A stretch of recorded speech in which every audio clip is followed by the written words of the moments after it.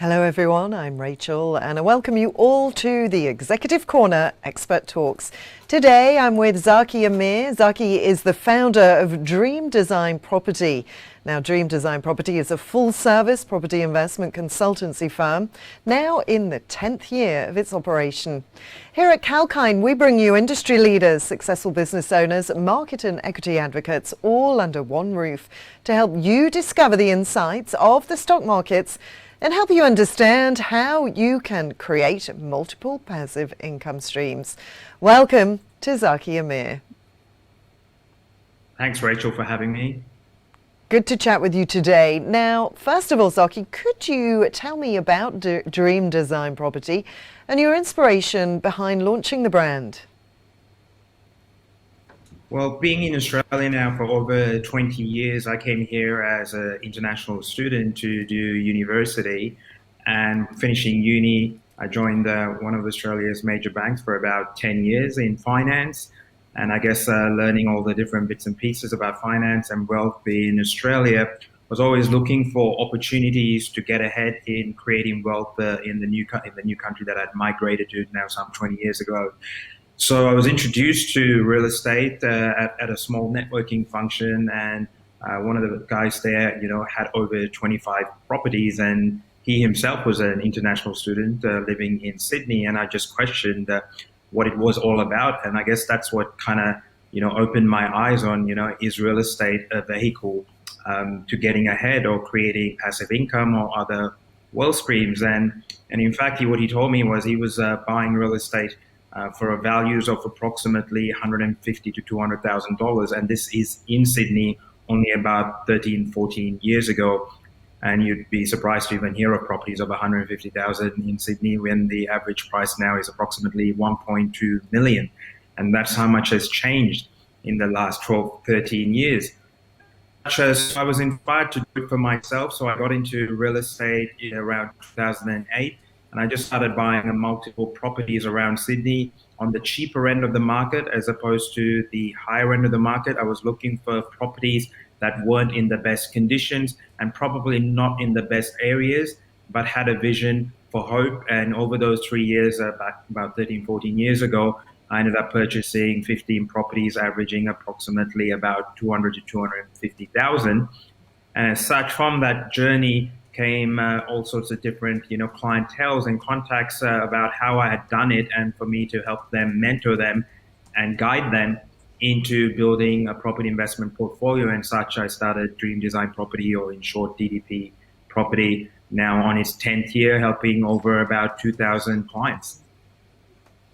That's phenomenal, and it's very interesting what you're doing there. Now, in terms of capital growth, property investment might not have the speed of return that, say, crypto or stocks have. But in terms of delivering consistent results over time, real estate is a good option. What's your take on this? So things have changed definitely even over the last 10 years, especially with social media and me starting my business also. So crypto, and I guess there's a lot of high income or high yield schemes around where you can make quick cash or liquid cash. But I think there's two different distincting strategies, one being liquidity or high yielding strategies, or the other one, like you mentioned, being capital growth or growth strategies. And it all depends where you are in life. I find that if the younger you are, in my perspective, I would personally focus on more growth strategies, as opposed to when you're older in life or heading towards whenever you decide retirement, is when you'd focus on an income strategy or liquid strategy, which is more where the crypto space is, or even the share markets or various forms of investing and so on. But the difference in real estate, I guess the reason I'm still attracted to it, is the concept of leverage, of using other people's money or other people's time, which is basically the banks or the lenders. I mean, in my view, in terms of real estate, it's the only type of asset where you could go to a lender and borrow up to 95% or 5% of a deposit. And as we know, there's a mortgage on it, and the person who really owns the asset is the lender or the bank until you've paid off that mortgage. So the risk really lies, using my banking background, with the lender or the bank. And if a bank or lender is willing to lend you 95% of an asset, that means you just need 5% as a deposit. And when I was starting about 13, 14 years ago, that was approximately about $8,000, $9,000 as a deposit. given the current market in 2021, you probably still need about $35,000 to $40,000 to get into a property. The thing we've got to realize is it's not about buying property where you live, where maybe the properties are worth $1.5 million upwards.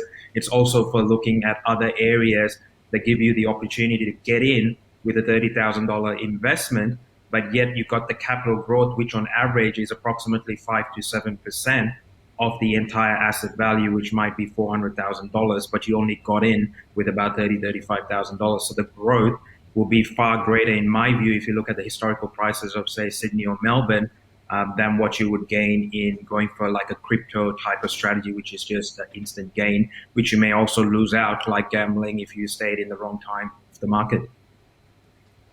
Absolutely. And Zaki, could you elaborate on the strategies that you do employ to help clients create that kind of financial freedom?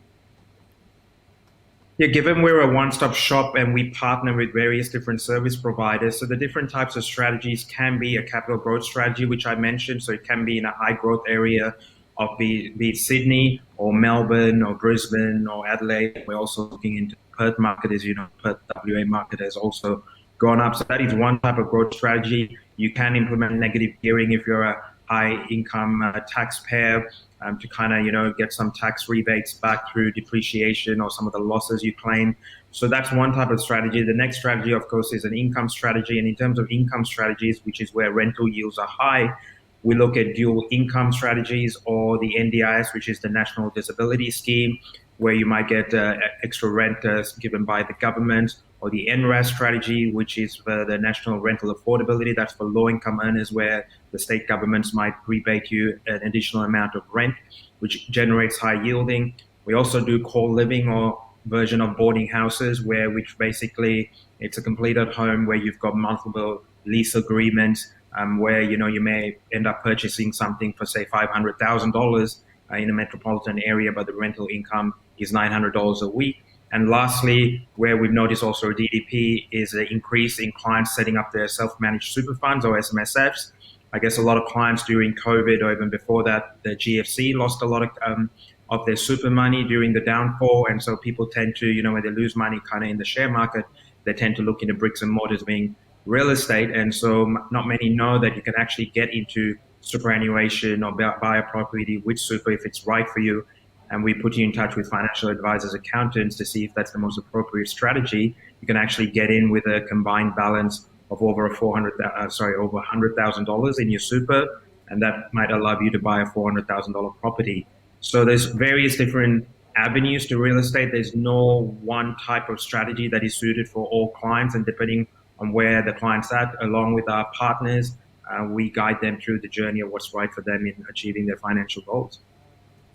And just finally there, Zaki, do you believe with your expertise that you can help everyday Australians transform into property millionaires? Well, I guess I'm the first example, coming to Australia just over 20 years as a student and doing it for myself and creating wealth through property and then helping everyday Australians. So it's really a passion-driven business. So I started with about $25,000. And so nowadays you can start with about $35,000, $40,000.